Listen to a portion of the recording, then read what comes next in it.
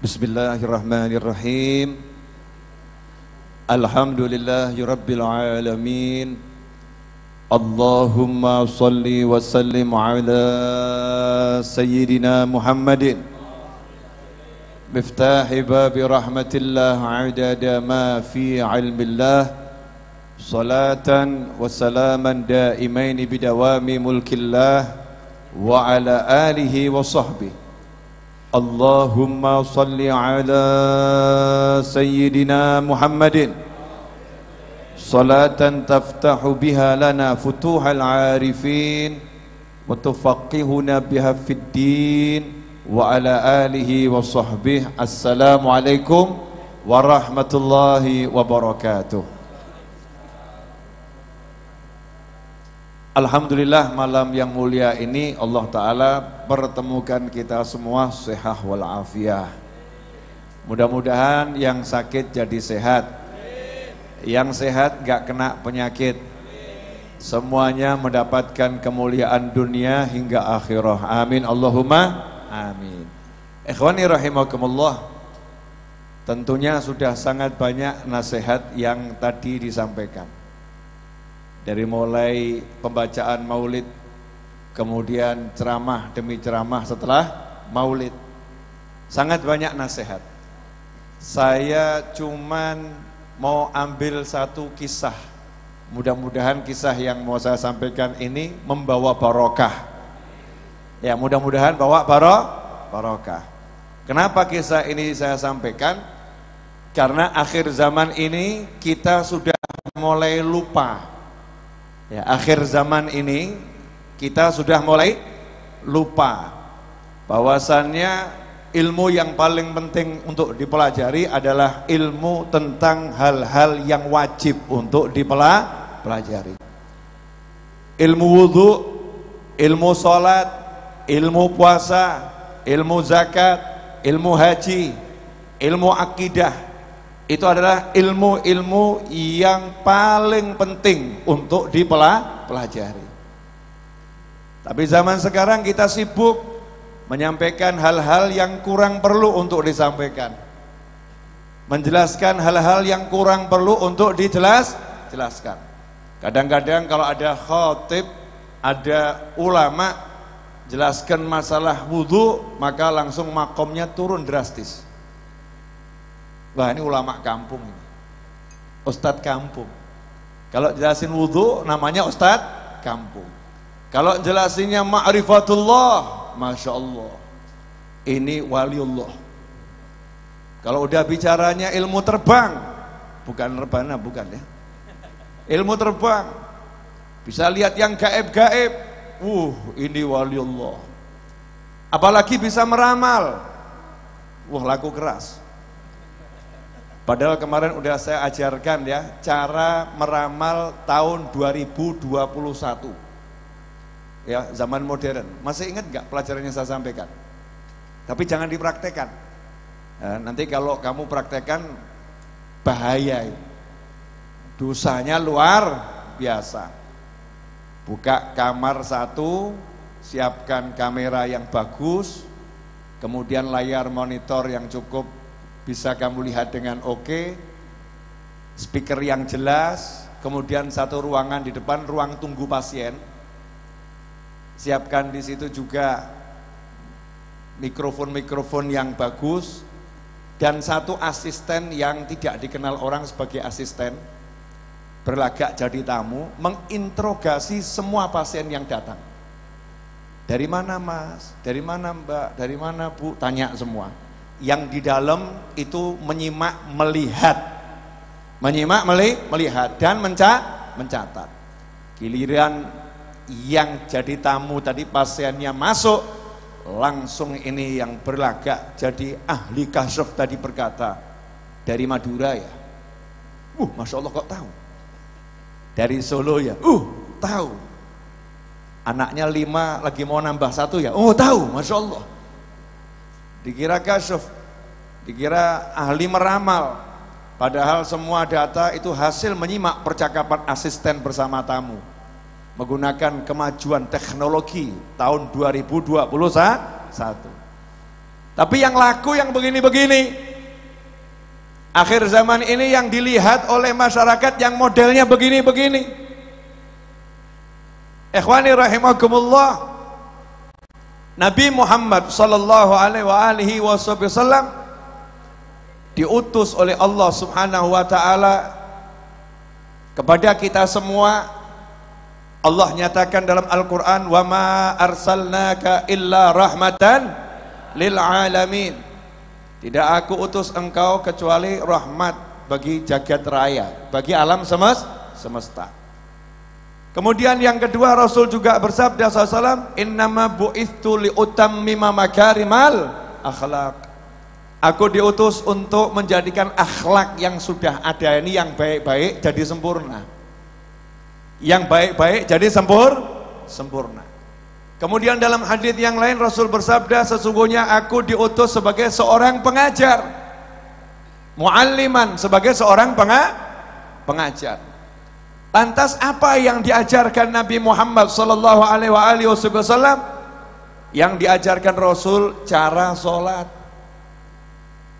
Sallu kama ra'aitumuni usalli. Sampai Rasulullah SAW mempraktekkan sholat.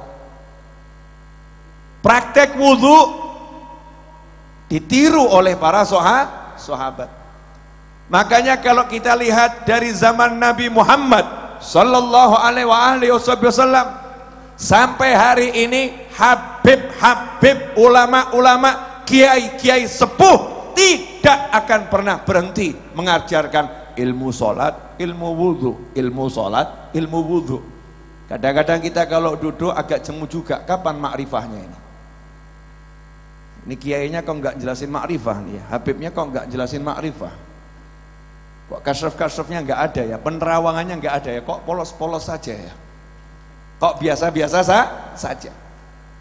Kenapa? Karena afdhalul ilm, ilmu yang paling agung, yang paling utama ya ini, ilmu sholat. Ilmu sholat ini Nabi menerimanya langsung dari Allah Subhanahu wa ta'ala.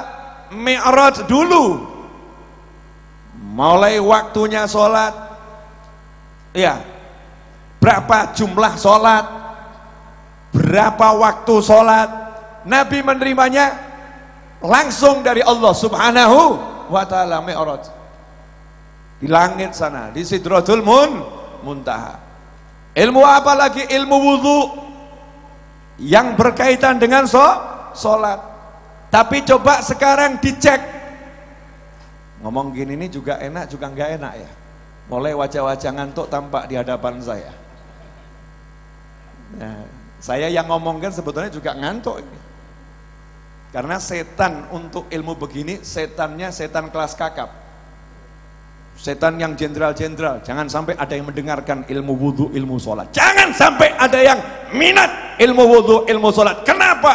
Kata iblis, kata syaitan, karena kalau sampai umat Nabi Muhammad sallallahu alaihi wasallam mereka belajar ilmu wudhu, mereka belajar ilmu sholat, celaka kita. Kenapa? Begitu sholatnya bagus, dosanya antara dua sholat diampuni oleh Allah Ta'ala. Capek kerja kita nih, capek-capek kerja, jurumusin manusia, giliran zuhur datang, dosa dari subuh sampai zuhur dihapus sama Allah Ta'ala. Kalau sholatnya bagus. Nanti kalau wudhunya bagus, wajahnya jadi bercahaya. Nanti kalau sholatnya bagus, di alam kubur langsung bebas dari interogasi malaikat. Sholatnya bagaimana? Bagus, dah selesai, jangan diurus VVIP. Sholatnya bagaimana? Jelek, sortir dulu nih, masuk kelompok wajib interogasi lebih lanjut. Kenapa? Karena sholatnya jelek. Makanya setan berjuang dengan pasukan yang luar biasa, sebagaimana dikatakan dalam tafsir, aku akan palingkan mereka dari jalanmu yang lurus ya Allah. Itu yang dimaksud adalah sholat.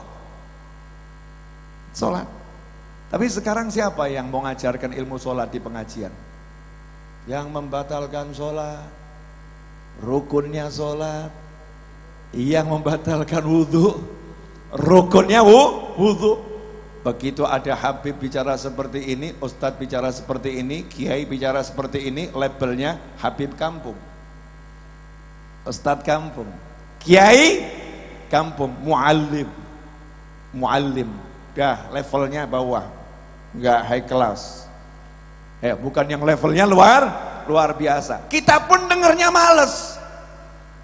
Padahal kalau kita buka sejarahnya para ulama besar itu yang menjadi karya utamanya adalah menjelaskan ilmu sholat, menjelaskan ilmu wudhu, menjelaskan ilmu puasa, menjelaskan ilmu zakat, menjelaskan ilmu tauhid, akidah ahlus sunnah wal jamaah. Contoh, saya nggak akan bicara lama-lama, janji lo ya. Enggak, karena saya sudah termasuk bagian paling akhir, walaupun bukan yang terakhir. Iya, begini,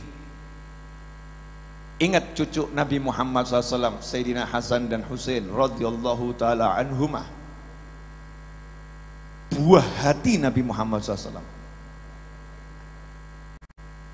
anak yang kesenangannya naik punggung Nabi Muhammad SAW. Rasul jadi kendaraan, cucunya naik di atas punggung beliau SAW.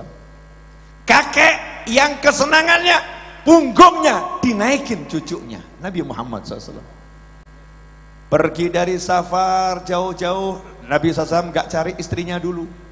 Beda dengan bapak-bapak, dari luar kota capek-capek yang dicari istrinya dulu. Nabi Muhammad SAW capek dari luar kota, nggak cari istrinya dulu, nggak minta dipijitin sama istrinya, enggak. Nabi Muhammad SAW nyari putrinya Fatimah Zahra radhiyallahu anha dan mencari cucunya Hasan dan Husain radhiyallahu taala anhuma. Dan Sayyidah Fatimah radhiyallahu anha tahu kalau ayahnya pasti kalau datang nggak kemana-mana masjid, langsung rumah putrinya, masjid rumah putrinya. Maka Sayyidah Fatimah Zahra radhiyallahu anha menunggu ayahnya dari balik pintu. Begitu datang Nabi Muhammad sallallahu alaihi wasallam, maka Sayyidah Fatimah Zahra mengecup kening Nabi dan Nabi mengecup kening Sayyidah Fatimah Zahra radhiyallahu taala anha. Setelah itu Nabi nanya SAW, di mana Hasan dan Husain? Kemudian dikasih tahu ada di dalam. Rasul pun menghampiri keduanya. Kemudian Rasul merangkak dan berkata, naiklah ke punggungku. Kemudian bermain-main dengan cucunya. Sallallahu alaihi wasallam. Sallu ala Nabi. Itu Rasulullah.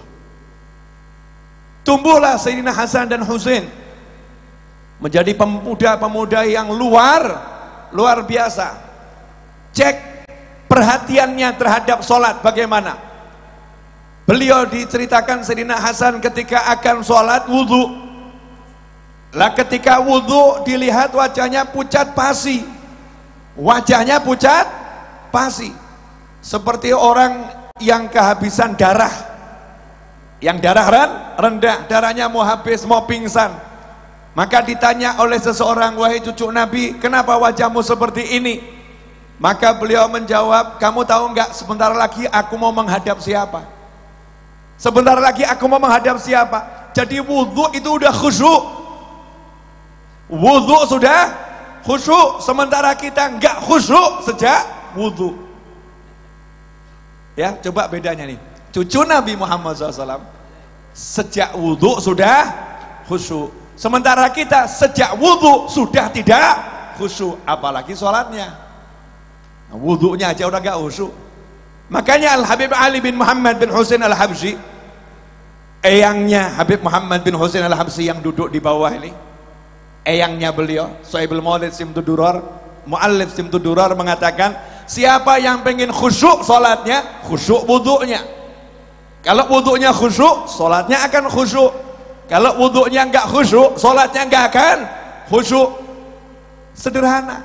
Orang sekarang ilmu khusyuk, Masya Allah, luar biasa. Ilmu wudhu enggak diajarin, ya enggak khusyuk-khusyuk, enggak akan khusyuk. Nah ceritanya di sini. Tadi itu muqaddimah, boleh kan pakai muqaddimah? Ceritanya ini gini loh, cucu Nabi itu perhatiannya sama sholat luar biasa. Sayyidina Hasan dan Husain radhiyallahu ta'ala anhuma masih kecil. Lihat ada bapak-bapak setengah kakek-kakek. Kan hobinya ke masjid ini cucu Nabi. Dari kecil kan mainnya di masjid. Sholat ke masjid, otomatis ketika wudhu lihat orang lain yang wudhu. Disitulah kedua cucu Nabi Muhammad SAW memperhatikan ada satu orang tua yang wudhunya nggak beres, wudhunya nggak betul. Maka jadi perhatian, kasihan bapak ini kalau wudhunya salah, wudhunya nggak sah, sholatnya sekhusyuk apapun tidak akan diterima oleh Allah Subhanahu wa ta'ala. Kalau sholatnya nggak diterima, maka kondisinya di alam akhirat genting, gawat, bahaya luar biasa. Kehidupannya di alam dunia akan penuh dengan hal-hal yang tidak menyenangkan. Kenapa? Innas sholata tanha 'anil fahsya'i wal munkar. Salat itu mampu mencegah dari perbuatan buruk, ya, dan mungkar, keji dan mungkar, dari zina, dari hal-hal yang mendekati zina. Itu kehebatannya salat. Makanya nih kalau Indonesia pengen orang-orang gak maksiat, gak usah repot, ajarin orang sholat. Kadang-kadang kita teriak-teriak, jangan mabuk, jangan ini, tapi gak ngajarin sholat. Jangan zina, tapi gak ngajarin sholat. Allahnya yang bilang bukan saya. Allah, inna sholata, Allah yang bilang pakai inna sholata tanha. Nanti sholat itu hasilnya ya memang nggak instan ya, sholat atau nggak maksiat, nggak begitu. Makanya tanha, nanti dia akan mencegah seseorang dari perbuatan keji dan mungkar. Kasihan lihat orang tua ini kok sholatnya, wudhunya nggak beres, Apakah cucu Nabi berkata, oh udah tua maklum, kurang lebih? Apakah seperti itu? Tidak. Apakah cucu Nabi berkata, sudah tua kok nggak bisa wudhu, keterlaluan? Apakah seperti itu? Hasya wa kallah, nggak mungkin. Ini dua cucu Nabi hidup di bawah asuhan langsung Nabi Muhammad SAW. Adabani Rabbi fa ahsana ta'dibi. Kata Nabi Muhammad SAW, kama qala SAW, yang mendidik aku langsung adalah Allah. Nggak mungkin pendidikan Allah nggak terbaik. Allah didik aku dengan pendidikan yang sangat baik. Makanya sampai Allah muji, wa innaka la'ala khuluqin azim. Kenapa? Karena yang didik langsung Allah Subhanahu wa ta'ala. Maka Sayyidina Hasan dan Husain menjadi manusia yang paling berakhlak di jagat raya. Lihat ada orang tua wudhunya nggak beres. Coba sekarang cek, pasang kamera CCTV di ruang wudhu laki-laki. Tapi jangan di-share ya. Untuk tes saja. Dalam satu hari dari 100 orang wudhunya yang sah yang mana? Nanti kan antum akan menemukan keajaiban. Banyak orang wudhu basuh tangan ya, yang depan di atas siku, yang belakang nggak sampai siku. Banyak orang wudhu ketika membasuh kaki, betul kakinya disiram tapi bagian bawah nggak kena. Banyak orang wudhu yang ketika membasuh kaki, nyiram kaki ini dengan air, setelah dari jemarinya nggak kena air karena Masya Allah jarinya gemuk-gemuk. Makanya mungkin lemak-lemak terus, nggak dikasih air setelah jarinya nggak dibuka. Banyak orang yang wudhu, ya banyak orang yang wudhu mungkin ketika membasuh wajah, dari kamera itu kelihatan. Ketika membasuh wajah ternyata tidak sampai batas wajah, masih kurang, nggak ngerti batasan wajah yang mana. Banyak orang yang wudhu ternyata wudhunya belum sah, ngeri. Maka ini sudah dilakukan Sayyidina Hasan dan Husain. Lihat ada orang yang wudhunya nggak beres, langsung bekerja dua cucu Nabi Muhammad SAW. Bukan sibuk update status, udah tua nggak bisa wudhu. Bukan sibuk menjelek-jelekan orang, udah tua kok wudhunya nggak beres. Bukan sibuk mencela sana mencela sini, tapi yang dilakukan sibuk berpikir bagaimana cara memperbaiki wudhu satu orang ini agar benar sehingga selamat dunia selamat akhirat. Maka sepakat ini dua cucu Nabi Muhammad SAW, yuk kita gunakan metode dakwah terbaik. Ud'u ila sabili rabbika bil hikmati wal mau'izatil hasanah wajadilhum billati hiya ahsan. suruh pakai hikmah dan nasihat yang baik. Maka dua cucu Nabi pun berpikir hikmah yang seperti apa ya, hikmah yang bagaimana untuk membenarkan cara wudhu orang ini. Maka keduanya bersepakat, kakak adik, yuk dek, yuk kak, kita menghadap orang tua ini, ngangkat beliau jadi juri lomba wudhu kita. Kita berdua lomba wudhu, jurinya bapak yang satu ini. Bayangkan, yang wudhunya amburadul suruh jadi juri, yang wudhunya nggak beres suruh jadi juri.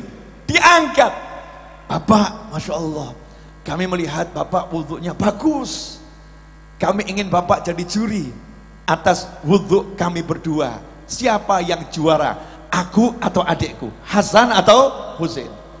Lah bapak tadi pun merasa bangga, aku jadi juri untuk anak cucu Nabi Muhammad sallallahu alaihi wasallam. Maka siap, sami'na wa ata'na. Mulailah Sayyidina Hasan wudhu dengan wudhu yang terbaik, the best wudhu ever in this world. Betul, Inggrisnya gitu. Sembuh, pokoknya ngomong aja tuh ya. Kamu nggak bisa bahasa Inggris, nggak masuk neraka kok. Tapi kalau kamu tidak bisa bahasa Arab, rugi. Kalau nggak bisa bahasa Arab, rugi. Karena untuk satu huruf berbahasa Arab itu ada cinta pada Nabi Muhammad SAW.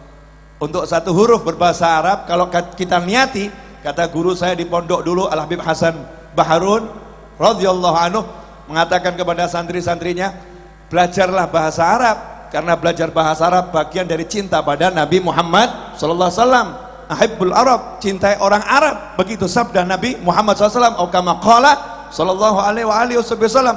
Belajar, nanti setiap huruf kamu bilang ana, anta, antum. Setiap hurufnya kamu niat mengikuti apa yang diucapkan Nabi Muhammad SAW, maka ucapanmu ana bagian mengikuti sunnah Nabi Muhammad SAW, dapat pahala yang luar biasa. Itulah bedanya orang Indonesia kalau berbahasa Arab dengan orang Arab kalau berbahasa Arab. Orang Indonesia kalau berbahasa Arab niatnya ittiba Nabi Muhammad SAW. Kalau orang Arab berbahasa Arab niatnya apa? Ya adat, memang bahasanya. Ya memang bahasanya. Kalau kita itu berubah menjadi ibadah. Begitu kata guru saya nggak ngurus kata orang lain. Orang lain punya pendapat beda, silahkan. Mulailah wudhu dengan wudhu yang terbaik. Subhanallah, giliran Sayyidina Husain wudhu yang terbaik. Disitulah jurinya ditanya, bapak pemenangnya siapa? Maka jawab, pemenangnya kalian berdua, saya yang salah. Selama ini wudhu saya nggak kayak kalian, nggak mungkin wudhu kalian salah, nggak mungkin. Yang ngajari langsung Nabi Muhammad SAW, yang ngajari Fatimah Zahra, yang ngajarin Ali bin Abi Thalib, nggak mungkin wudhu kalian salah. Kalau wudhu saya nggak sama dengan wudhu kalian, berarti wudhuku yang nggak beres. Tolong diulangi lagi, saya mau belajar. Subhanallah, sekali pertemuan beres urusan wudhu bapak ini, selesai. Saya pengen ngasih gambaran begini loh. Cucu Nabi Muhammad SAW yang menjadi perhatiannya sholat orang lain, wudhunya orang, diperhatikan betul. Nah kalau sekarang kita ini perhatiannya aibnya orang, keburukannya orang, salahnya orang untuk diperbincangkan. Padahal perintah Nabi Muhammad SAW kalau lihat aib tuh tutup. Lihat kekurangan orang jangan diperbincangkan. La taghib, jangan ghibah, jangan namimah.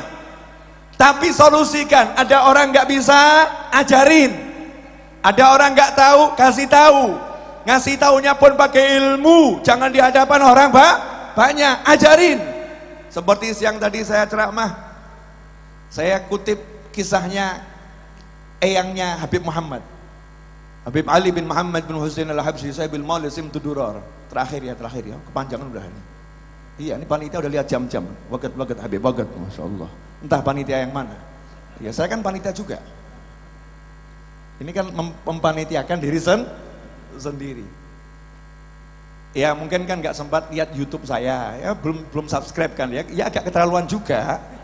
Kalau pecintanya Ustadz Babai kok belum subscribe Habib Novel Al-Idrus, ini ya belum subscribe channel Habib Novel Al-Idrus, ya keterlaluan. Ya karena mungkin belum subscribe ya saya ceritakan dikit. Habib Ali bin Muhammad bin Husain al-Habsyi radhiyallahu anhu, kecintaan Nabi Muhammad SAW, yang kalau bulan Maulid di Kemis terakhir Rabiul Awal menyelenggarakan Maulid yang datang 50.000 orang di zaman itu.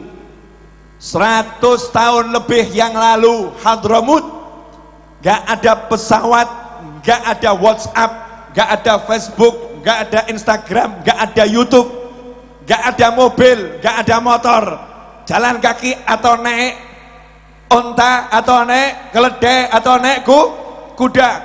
Kalau laut nyebrang naik perahu, naik kapal.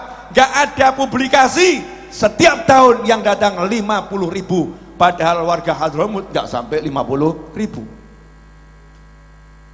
Allah yang menggerakkan. Subhanallah, itu Maulid Kemis terakhir sempat dipindah ke Indonesia sama Habib Ali Habsyi. Atas perintah Habib Ali kepada Habib Muhammad bin Idrus al-Habsyi, Ampel Kubah, menantunya Habib Muhammad bin Ahmad al-Muhdar. Nah, diselenggarakan di Empang, Bogor. Setelah itu dilanjutkan oleh Habib Ali bin Husain al-Atas Bungur. Kemudian dilanjutkan, diserahkan kepada Habib Ali Kuitang, yang penerusnya hadir di majelis ini. Namanya juga Ali. Datangnya tadi sembunyi-sembunyi, tapi kegantengan wajahnya susah disembunyikan.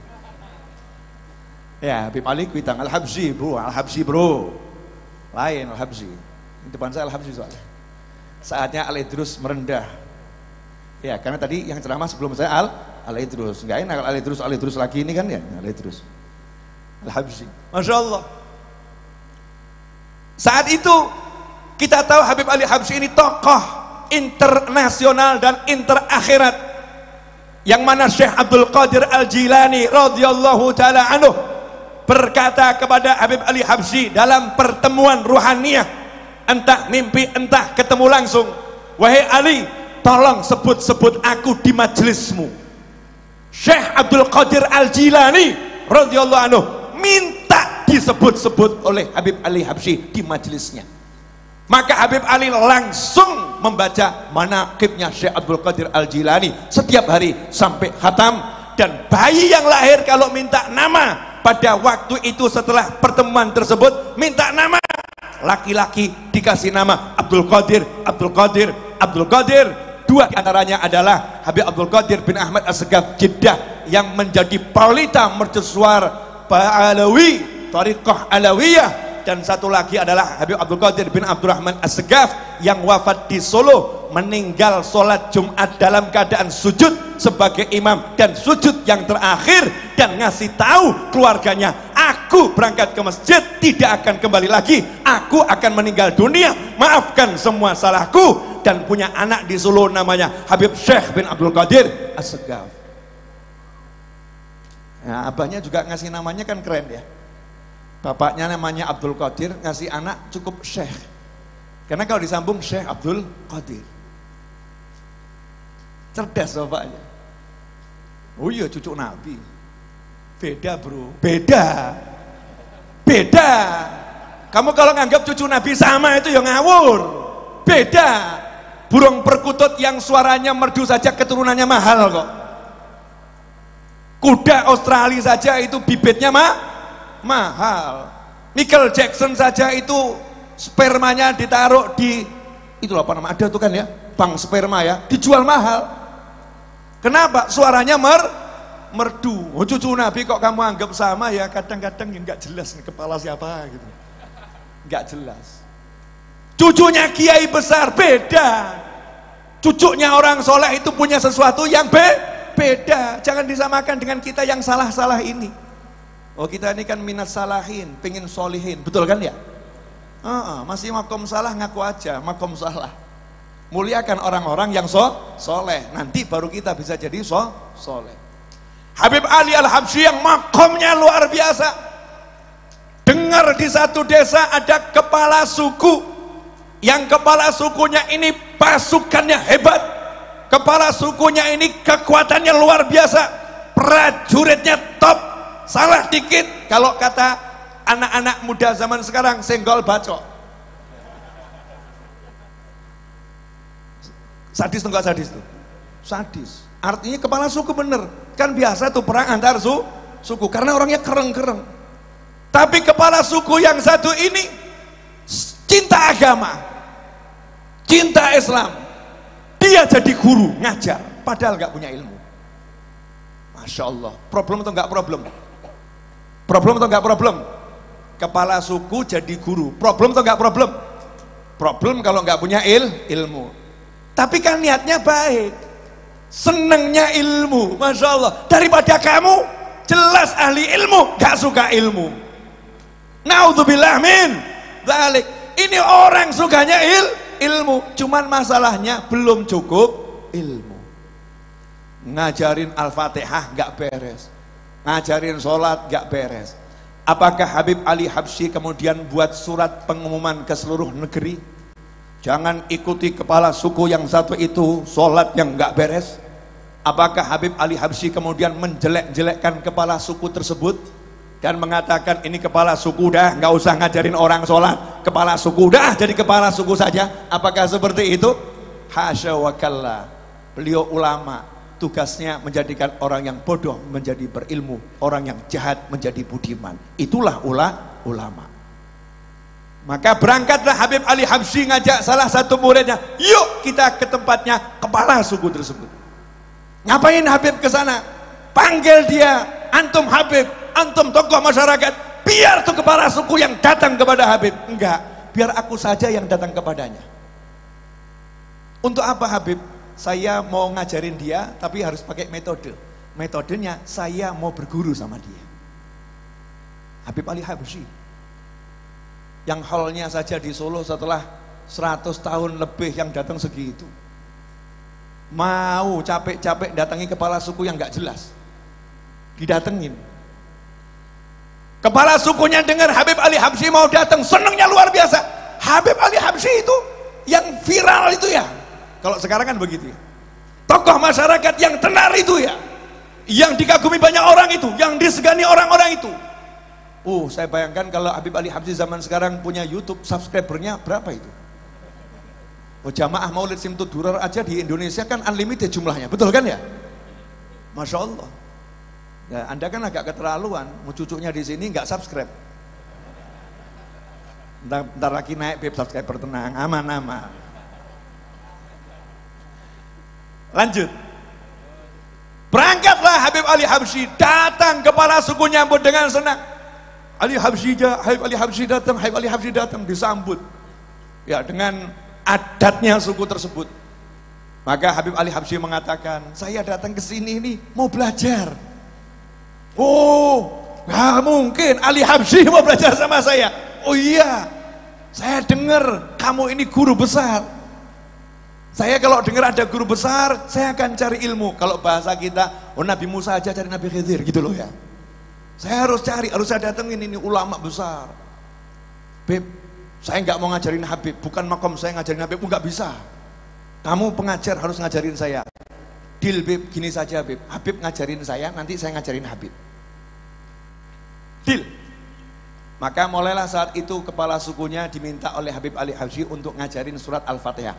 Ajarin saya dulu, kata Habib Ali Habsyi. Ajarin saya baca surat Al-Fatihah, nanti baru saya akan mengeluarkan ilmu yang saya peroleh dari guru-guru saya, surat Al-Fatihah. Siap Beb, seneng nih kepala sukunya. Kenapa? Enggak dihina, enggak dicaci, enggak dimaki, enggak direndahkan, enggak dirusak namanya, enggak dijatuhkan, tapi diangkat. Hakadha tariqah alawiyah. Inilah tariqah alawiyah, tidak menjatuhkan tapi memuliakan, tidak menghinakan tetapi menjadikan orang yang hina menjadi bertabat tinggi di sisi Allah Ta'ala. Subhanallah. Mulailah kepala sukunya baca Al-Fatihah, dari awal sampai akhir gak ada yang benar.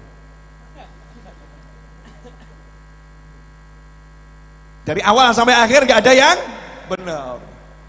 Habib Ali Habsyi kemudian ditanya, gimana Habib? Gimana Al-Fatihah saya? Gimana Al-Fatihah saya? Jawabannya apa gini? Ngawur kabeh ya. Samburadul. Aduh, ini murid yang udah kamu ajarin berapa? Wah, neraka semua itu. Apa begitu? Enggak. Beliau berkata, Fatihahmu bagus, cakep, luar biasa. Cuman ada beberapa titik ini kalau kamu tekan dikit akan jadi lebih bagus. Yang mana, Beb? Itu coba awal tadi basmalahnya. Bismillahirrahmanirrahim. Nah itu tuh roknya tekenin dikit. Bismillahirrahmanirrahim. Tasdidnya hidupkan. Nah itu terus ya-nya tuh panjang kan. Jangan Bismillahirrahmanirrahim. Jangan. Bismillahirrahmanirrahim. Ya-nya hidupkan. Gitu, Beb. Iya, coba saya baca ya, Beb. Oh iya. Masya Allah, sekali duduk Al-Fatihah khatam. Sehingga itu kepala suku, satu-satunya kepala suku yang khatam Al-Fatihah sama Habib Ali Habsyi. Antum semua kalah, bro. Sorry. Ini kepala suku langsung jadi muridnya Habib Ali Al-Habsyi. Belajar sholat, belajar wudhu, belajar Al-Fatihah. Sekali kunjungan pulang, subhanallah. Kepala suku tadi jadi guru besar urusan wudhu dan sholat. Seluruh daerah yang ada di situ, sholatnya yang tadinya susah dijangkau oleh ulama karena suku-suku yang keras, susah dijangkau oleh ustadz-ustadz, akhirnya dijangkau Habib Ali Habsyi karena mau merendahkan diri di hadapan kepala suku yang salah ajarannya. Didandani, akhirnya beres semuanya. Ilmu apa? Ilmu sholat. Ilmu sholat, ngaji, Al-Fatihah. Ikhwani rahimakumullah, jujur. Kapan terakhir belajar sholat?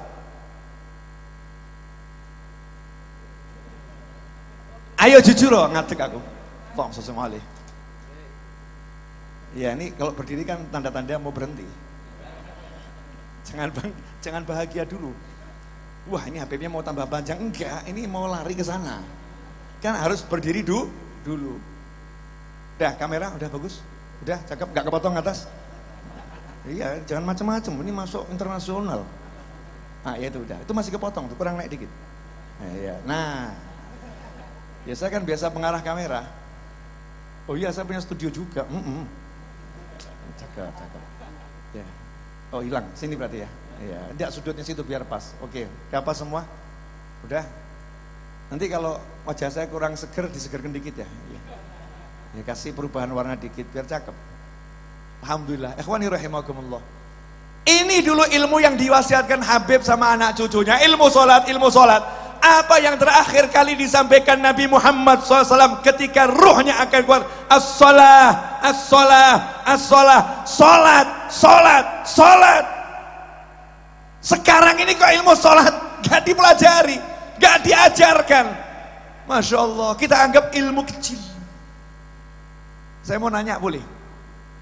Kalau misalnya ada peraturan begini, siapa sholatnya bagus, masuk bandara, tidak perlu bayar tiket, langsung dapat kelas VVIP, dan nanti dapat kursi yang terbaik. Belajar sholat nggak? Pengen terbang ke luar negeri, keluar pulau, atau keluar kota?